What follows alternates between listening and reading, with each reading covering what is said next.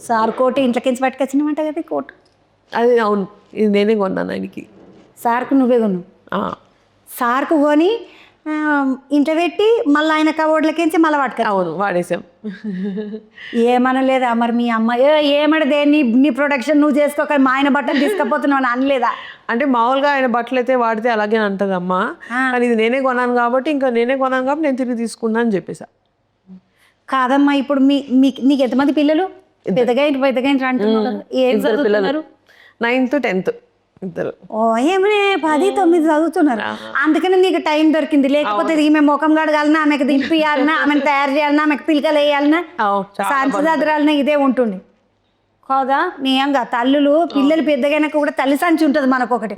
మళ్ళీ అడిగిపోయినాక ఏమన్నా అడుగుతారేమో తీసిచ్చేది. Diaper bag అంటారు, తల్లి సంచి అంటాం. అదే నేను ఇప్పటికీ మోస్తానమ్మా అమ్మ పిల్లగానికి. ఏ వయసు వచ్చినా మనం మొయ్యాల్సింది. మళ్ళీ అడిగానికి అమ్మ అంటాడు. అమ్మ నాకేమన్నా తినడానికి ఆడ తినడానికి వద్దు, ఆడ మనం కొనుక్కోలేము, కానీ నేను ఇంట్లోకి పట్టుకొచ్చినా అని తీసి అదే పట్టుకొచ్చిన అంటే యాదకొచ్చి. మొన్న సంక్రాంతి అయింది కదా పండుగ, మేము మురుకులు చేసుకున్నాం. నేను తిని బట్ట మంచిగా ఉంటాయి మా, నేను మంచిగా చేస్తాను ఇట్లనే. Thank you. అయితే సంక్రాంతికి మురుకులు చేసినాక ఇక పండుగకి ఎవరన్నా ఇంటికి వస్తే పెట్టాలి కదా అమ్మమ్మ. వాళ్ళు వచ్చి మనం ముందట కూర్చొని, మనం వచ్చి వాళ్ళ ముందట కూర్చొని షాయి పోసి పంపిస్తే మా షిడిముఖం ఇది ఏమన్నా పెట్టలేదు ఇంటికి వస్తాను అనుకోరా అంటారు. అందుకనే సంక్రాంతికి నేను మురుకులు చేసిన, మా ఇంటికి ఎవరన్నా వస్తే పెడతాగా.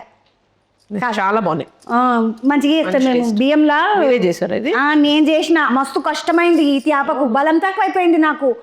మురుకులు గట్టిగా ఉన్న కానీ చేతులలో బలం తక్కువైందమ్మా. ఒత్తనికి ఒత్తుడు కష్టమైంది. ఎందుకంటే బాగుంది టేస్ట్. బియ్యంలో పుట్నాల పప్పు ఉంటది కదా, తెలుసా? పుట్నాల పప్పు అప్పుడు వేస్తారా?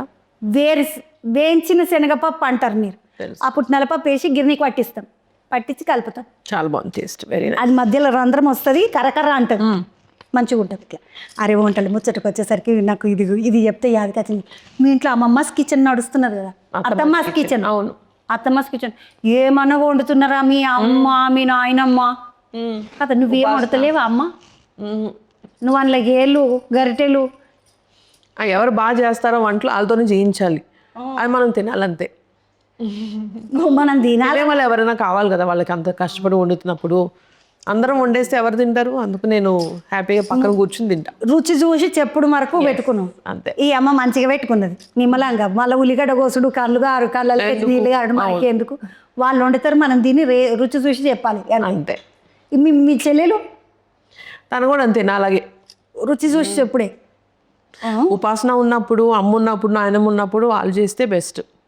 ఆ ఉపాసన అంటే యాదకొచ్చింది నాకు. ఉపాసన అమ్మ కూడా బాగా ఎరక, వాళ్ళ అమ్మ నాయన కూడా ఎరక. ఎందుకంటే మేము అడిగి పోయినాం, వాళ్ళ కోట ఉంటుంది కదా దొమకొండ సంస్థానం.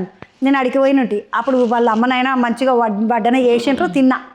మంచి మనుషులు వాళ్ళిద్దరు కూడా, ఆ సారు వాళ్ళ భార్య చాలా బాగా చేస్తారు.